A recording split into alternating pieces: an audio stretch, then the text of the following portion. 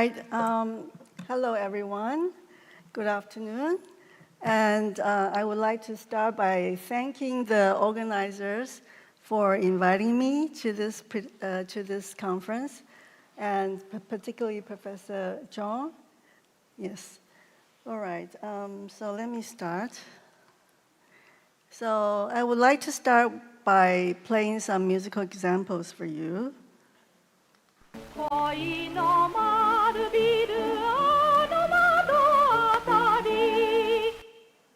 This is considered the very first popular song in Japan, and it was a mega hit.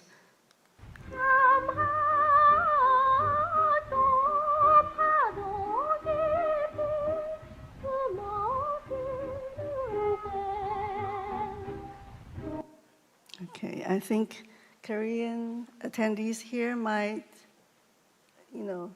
have heard this song. It's quite famous, I think.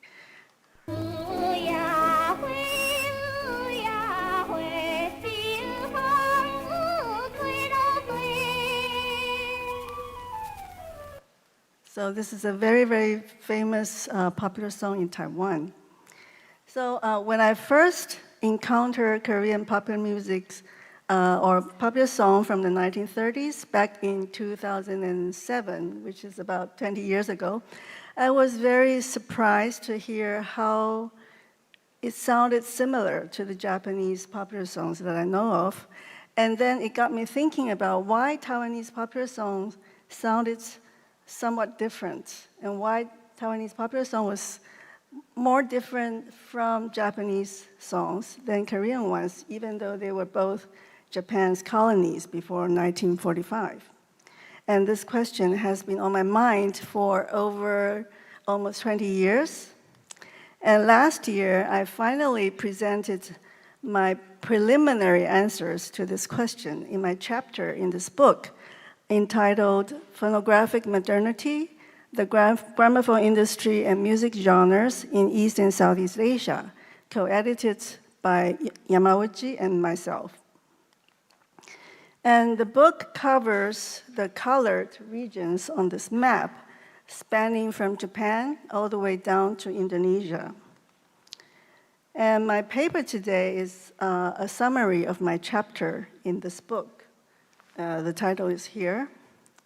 And my chapter was inspired by this emerging field called trans-imperial history, which examines the spaces in between empires, their connectivity, cooperation, and competition.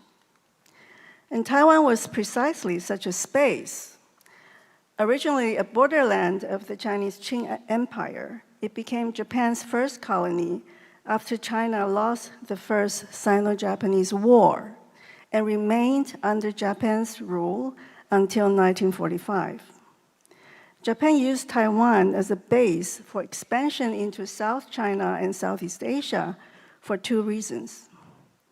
Culturally, the Hokkien and Hakka settlers from South China brought their traditions to Taiwan and to Southeast Asia, making the cultural ties between these two places.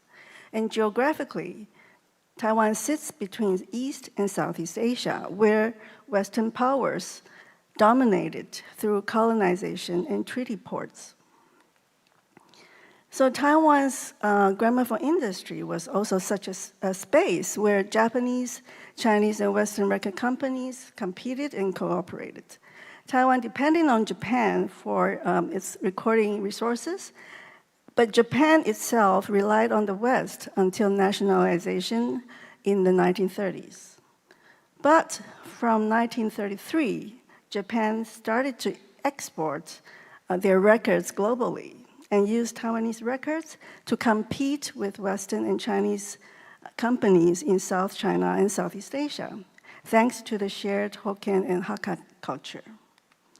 So, and creating new vernacular genres, especially the so-called new style Taiwanese opera and popular songs, further enhanced Taiwanese records' appeal because creating new songs for recording was actually a new production model that Japan learned from the West, but was seldom applied by the West to their ethnic records, including Hokkien records. Hence, these genres provided something new and modern.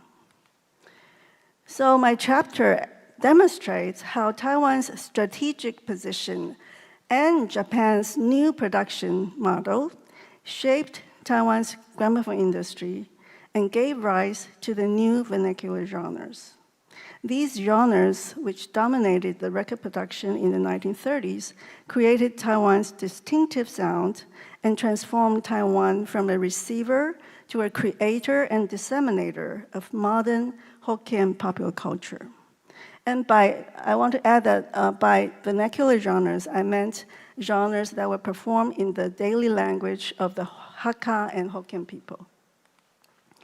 So next, I will first trace the rise of vernacular genres through 6 stages, reflecting changes in industrial structure and musical genres. I then discuss how the production strategy helped create Taiwan's distinctive sound. I will skip the part on export and end with the legacy of vernacular genres after 1945. So first, the rise of vernacular genres through 6 stages. So stage 1 was the early encounters with sound technology, and then from stage 2 to 5, the companies increased from 1 to many, and the vernacular genres rose from periphery to the center. And stage 6 is wartime. Sound technology arrived in Taiwan by 1898. It was used as novel entertainment and as tools to so-called enlighten the colonial subjects. Nipponophone, or Nichiku, was Japan's first record company. It was founded in Tokyo in 1910 and set up a branch office in Taipei in 1911. In 1913, Nichiku made the first Taiwanese recordings in Tokyo, featuring Hakka and Hokkien vernacular genres. However, the sales were poor because at that time, Taiwanese elites considered these genres vulgar and preferred non-vernacular genres such as speaking opera. And this led Nichiku to stop making new Taiwanese recordings, and the customers had to buy imported Chinese records. After the Kanto earthquake in 1923, Japan imposed new tax on luxury goods, causing Chinese records imports to decrease. And this prompted Nichiku and another company called Tokyo, based in Osaka, to resume Taiwanese recordings in 1926 and 27. Nichiku released the non-vernacular genres on the more expensive label, Nipponophone, and the vernacular genres on the cheaper one. In contrast, Tokyo priced both these 2 kinds of genres equally and invented records that were much cheaper than Nichiku. So Tokyo was credited as opening Taiwan's record market. However, Tokyo stopped making Taiwanese recordings after 1927, and Nichiku regained dominance. From 1927 to 29, Taiwanese recordings stopped again as Japan's recording industry went through transformation. Major Western record companies such as Columbia and Victor entered Japan through joint ventures or setting up subsidiaries. They introduced electrical recording technology and a songwriting system to compose 3-minute-long song to fit on one side of 78 RPM discs and to make hits.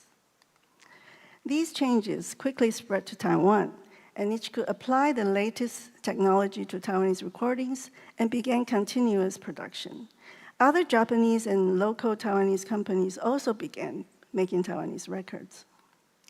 The rise of consumer culture and modern lifestyles in Taiwan prompted Nichiku's agent, called Taiwan Columbia, to experiment with creating new vernacular genres. New style Taiwanese opera featured new tunes and scripts, as well as new themes based on social events in Taiwan. And previously, It's mostly based on historical stories from China.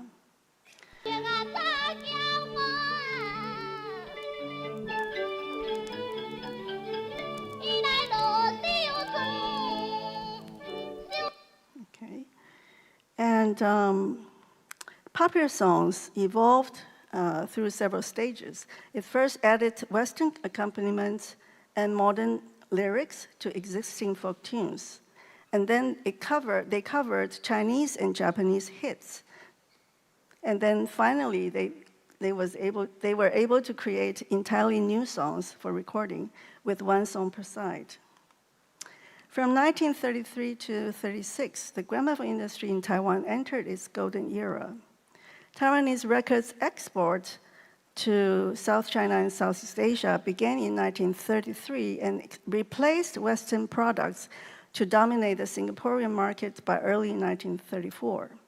This expansion of market stimulated the rapid growth of record companies making Taiwanese records.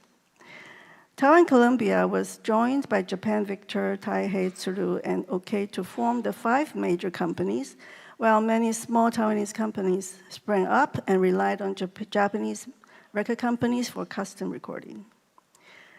New-style Taiwanese opera remained dominant across all companies. Among the 5 majors, Taiwan Columbia, Japan Victor, and Taihei focused more on developing popular songs, while Tsuru and OK focused on Taiwanese opera and other genres. A key development was Victor's invention of new ditty.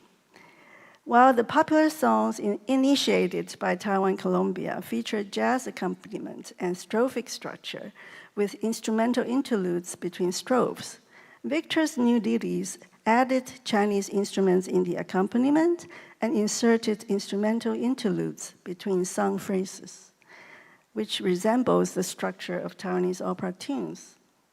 Victor also invented the strategy of releasing new ditty and popular song on 2 sides of the disc.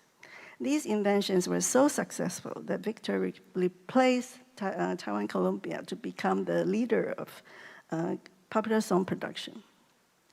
So let's listen to an example. This is the very first new ditty released by Victor.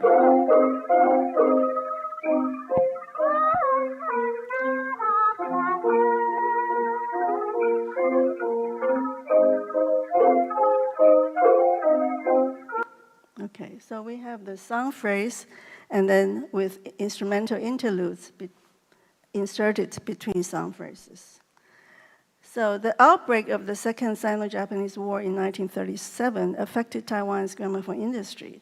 However, record companies continued making Taiwanese records until early 1940s, with Taiwanese opera and popular songs remaining dominant. So despite 3 decades of efforts, Taiwan still lacked recording facilities, singers, and skilled jazz arrangers and musicians, and had to rely on Japan for these resources. And this forced record companies to develop production strategies to save costs. So for example, if more traditional performers were involved in the recording, then Nichiku would send recording engineers to Taipei. And if there's more jazz accompaniment involved, then Taiwanese performers would be sent to Tokyo. And recordings were done in large batches and released gradually.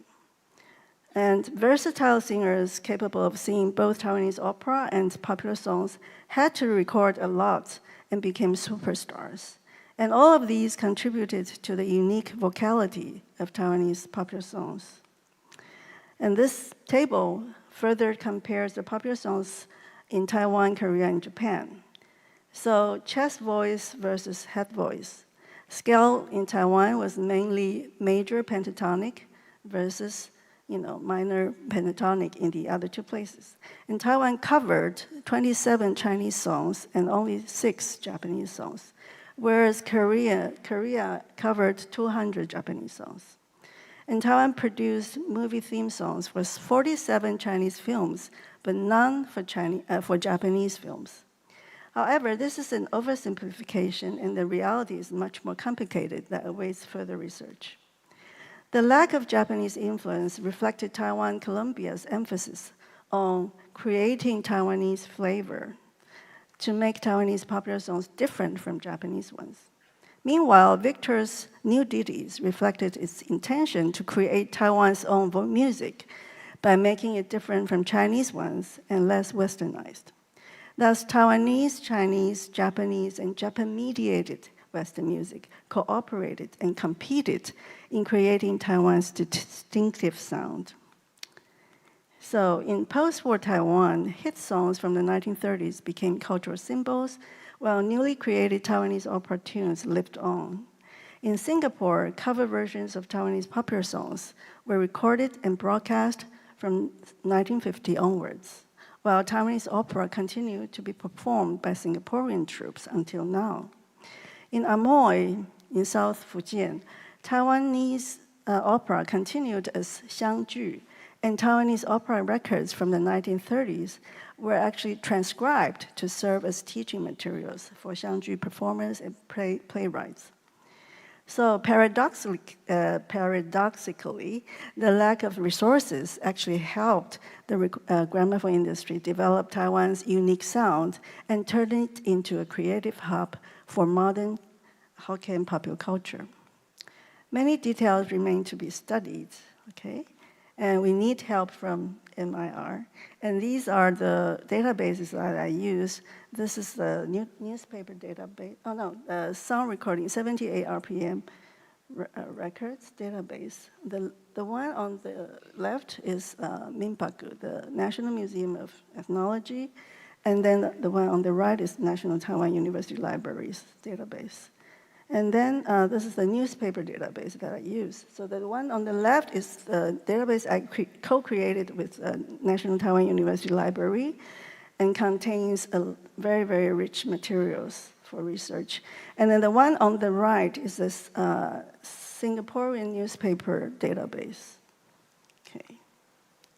Okay, thank you very much.